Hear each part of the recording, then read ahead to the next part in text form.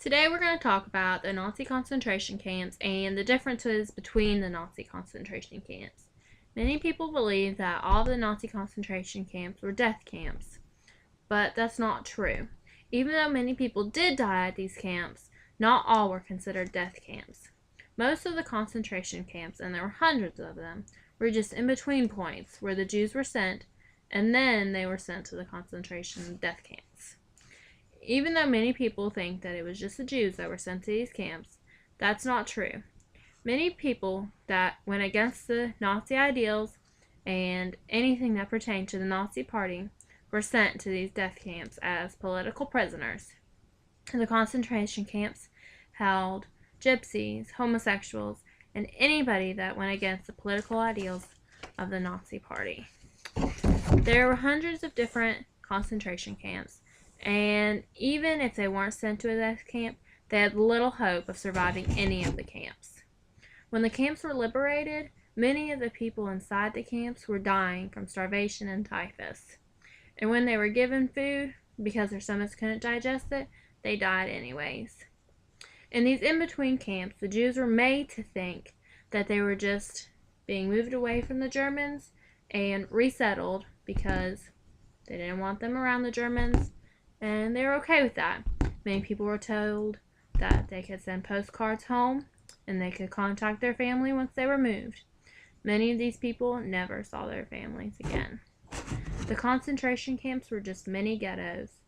They were full of rats, disease, and death.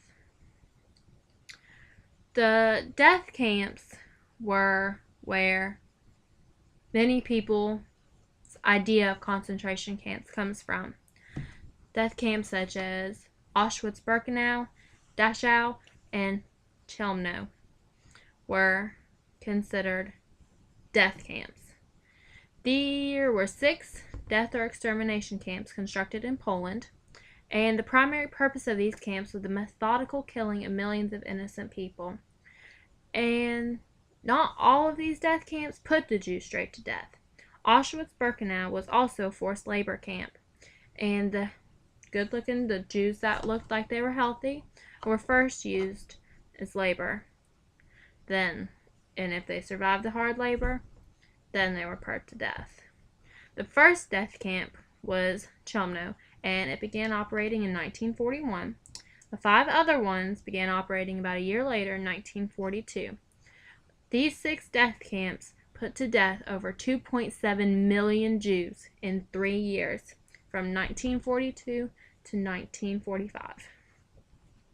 These death camps tricked the Jews. They shaved their heads, told them they were going to go take a shower so they'd be deloused, but instead of water coming out of the vents, gas came out of the vents.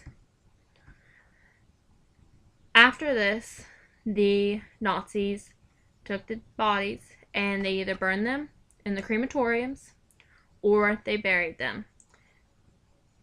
Many Germans look back now and they see what they thought was snow was really ash that came from these crematoriums that were probably miles away, but there was so much ash that it looked like it was snowing.